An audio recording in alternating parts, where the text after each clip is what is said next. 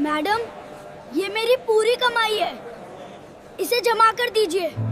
ओए लड़के, सच सच बता, ये पैसे चुरा कर लाया है ना? नहीं मैडम, मैंने कुछ नहीं चुराया, ये पैसे मैंने मेहनत से कमाए हैं। अपनी हालत देखी है? अभी पुलिस बुलाती हूँ, जरूर कहीं से चोरी करके लाया है। अगर आपने पुलिस को बुलाया तो एक दिन आपकी नौकरी चली जाएगी। तेरे जैसे कितने आते हैं यहाँ, समझा? उसे क्या पता था कि जिस बच्चे को वह आज भगा रही है वही बच्चा एक दिन उसी बैंक की किस्मत पलट देगा। उस शाम दादी मां की आंखें लगातार छलक रही थीं। 12 साल का राजू उनके सीने से चिपका हुआ सिसक रहा था। दादी, मैं अब कभी बैंक नहीं जाऊंगा, वो लोग मुझे फिर मारेंगे। उन्हें समझ नहीं आ रहा था कि एक मासूम बच्चे के साथ इतना बुरा कैसे हो सकता है। बैंक में जो हुआ वह उनकी कल्पना से भी ज्यादा डरावना था। सब कुछ उस सुबह शुरू हुआ था। दादी और राजू थोड़े से पैसे जमा करने बैंक पहुंचे थे, लेकिन काउंटर पर बैठी 2 महिला कर्मचारियों की नजर जैसे ही उस पर पड़ी, पहली ने दूसरी से कहा, यह बच्चा यहां क्यों आया है? दूसरी ने हंसते हुए जवाब दिया, या तो भीख मांगने आया होगा या चोरी करने का इरादा है। दूसरी हंस पड़ी, इसके कपड़े देखकर तो यही लगता है। उन्हें क्या मालूम था कि जिस बच्चे का वे मजाक उड़ा रही हैं वही आगे चलकर उनके लिए सबसे बड़ा सबक बनेगा। राजू की आंखें भर आईं। दादी, ये लोग मुझसे नाराज क्यों हैं? मैंने तो कुछ किया ही नहीं। तभी एक महिला कर्मचारी ने तेज आवाज में कहा, अरे छोटे, तू यहां क्यों आया है? तेरे पास इतने पैसे कहां से आए? गार्ड ने आगे बढ़कर राजू को धक्का दे दिया, यहां अमीर लोग आते हैं, तेरे जैसे गरीब बच्चों की यहां कोई जगह नहीं। राजू गिरते गिरते बचा और जोर जोर से रोने लगा। पूरा बैंक यह सब देख रहा था, लेकिन अजीब बात यह थी, किसी ने कुछ नहीं कहा, किसी ने आवाज नहीं उठाई। राजू पीछे हट गया और दादी के पीछे छुप गया। दादी, मुझे घर जाना है, वह रोते हुए बोला। दादी मां ने कांपते हाथों से अपना पुराना बटुआ निकाला। उसमें कुछ गिने चुने नोट थे। साहब, हमारे पास पैसे हैं, हमें बस जमा करने हैं। महिला कर्मचारी ने बटुए को देखा और हंस पड़ी, अरे ये क्या है, इतने कम पैसे लेकर बैंक चले आए? उसी वक्त बैंक के एक कोने में बैठे एक शख्स ने चुपचाप अपना मोबाइल निकाला। उसका नाम था राकेश कुमार, स्थानीय पत्रकार था। वह अपने किसी काम से बैंक आया था, लेकिन जो उसने देखा उसे नजरअंदाज नहीं कर पाया।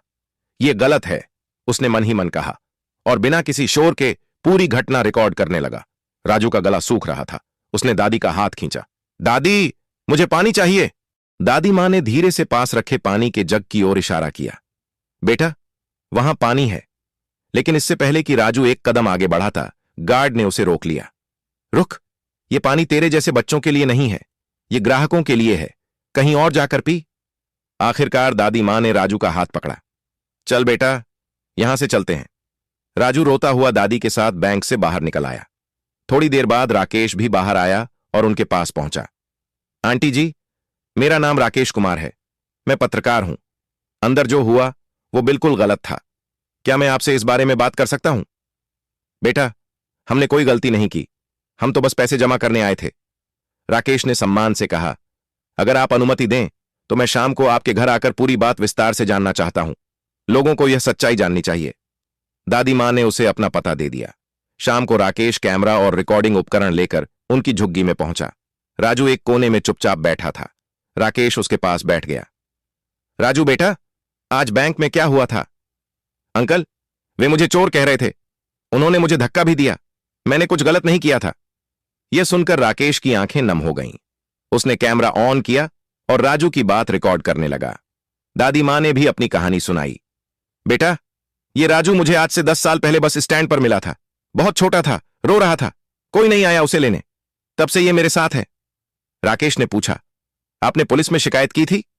हां बेटा, की थी, दादी मां ने कहा, लेकिन कुछ पता नहीं चला। बातों बातों में उन्होंने अपनी बीमारी का जिक्र भी किया। डॉक्टर ने ऑपरेशन बताया था, लेकिन पैसे नहीं थे। इसी उम्मीद में बैंक गई थीं कि शायद कोई रास्ता निकल आए। राकेश ने उनकी पूरी कहानी रिकॉर्ड की। घर लौटकर राकेश ने पूरी रात काम किया।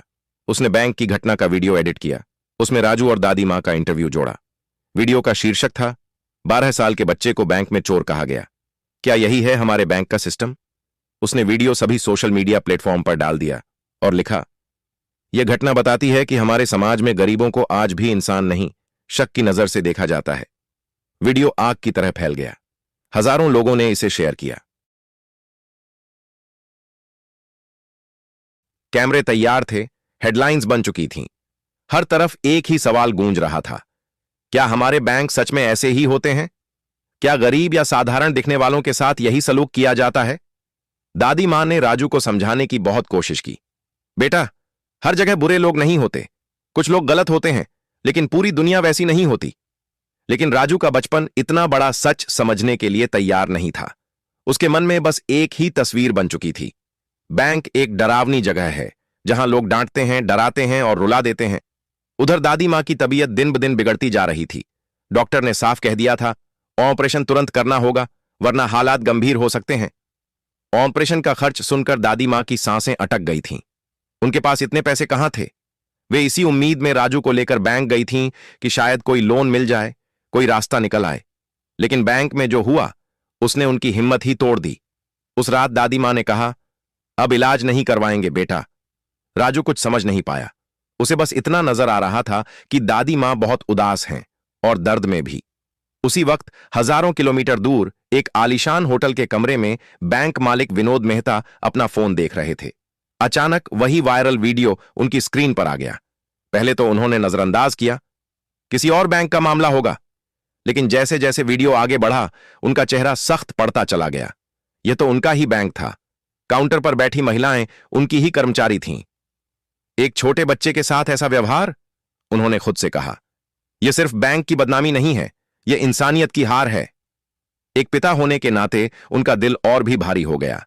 लेकिन असली झटका तब लगा जब उन्होंने वीडियो में दादी मां की बात सुनी।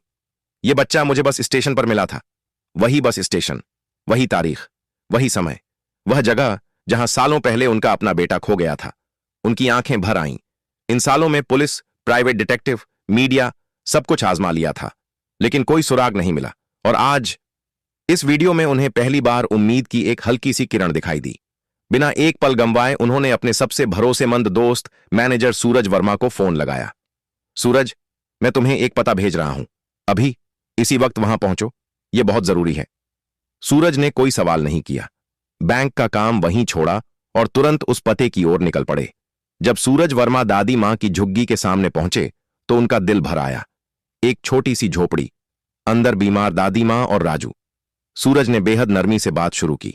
दादी मां ने कहा, मैं बस स्टेशन पर बैठी थी, तभी यह बच्चा रोता हुआ मेरे पास आया। नाम भी नहीं बता पा रहा था, बस रोए जा रहा था। दिल पसीज गया, मैं इसे छोड़ नहीं पाई। उन्होंने पुलिस में शिकायत भी की थी, लेकिन कोई नहीं आया। वक्त बीतता गया और अनजाने में ही राजू उनकी पूरी दुनिया बन गया। सारी बात सुनते ही सूरज वर्मा ने तुरंत विनोद मेहता को फोन किया। विनोद, हालात बहुत नाजुक हैं। दादी मां की तबीयत बेहद खराब है। एक पल की भी देरी जानलेवा हो सकती है। और हां, जो तारीख, समय और जगह तुमने बताई थी, सब कुछ बिल्कुल मेल खा रहा है। उस पल विनोद के दिल में उम्मीद की एक हल्की सी लौ जली, लेकिन उसी के साथ डर भी था, कहीं यह सिर्फ एक इत्तेफाक न हो। उन्होंने खुद को संभालते हुए कहा, कोई रिस्क नहीं लेंगे। दादी मां और बच्चे को शहर के सबसे अच्छे अस्पताल ले जाओ। इलाज में एक भी कमी नहीं होनी चाहिए। खर्च की फिक्र मत करना, सब मैं देखूंगा। सूरज ने बिना वक्त गंवाए एम्बुलेंस बुलाई। दादी मां और राजू को लेकर सीधे अस्पताल पहुंचे। उधर राजू, वह सब कुछ देख रहा था, लेकिन कुछ समझ नहीं पा रहा था। सूरज ने उसे पास बिठाया, सिर पर हाथ फेरा और कहा, डर मत बेटा, दादी मां ठीक हो जाएंगी। इसी बीच विनोद मेहता ने अपनी विदेश यात्रा अधूरी छोड़ दी थी। फ्लाइट में बैठे बैठे उनके दिमाग में बस एक ही सवाल घूम रहा था, क्या यह मेरा बेटा हो सकता है? अगले ही दिन वे भारत पहुंचे और सीधे अस्पताल गए। जैसे ही उनकी नजर राजू पर पड़ी, उनके आंसू खुद ब खुद बह निकले। बच्चे के चेहरे में उन्हें अपनी पत्नी की झलक दिखी, वही आंखें, वही मासूमियत। दिल कह रहा था, यही है, लेकिन दिमाग सबूत मांग रहा था। उन्होंने डॉक्टर से कहा, मुझे डीएनए टेस्ट कराना है। डॉक्टर ने समझाया कि रिपोर्ट आने में कुछ दिन लगेंगे। विनोद ने कहा, मैं सालों से इंतजार कर रहा हूं, कुछ दिन और सही। ऑपरेशन सफल रहा। जब दादी मां को होश आया तो वे हैरान रह गईं। मैं यहां कैसे?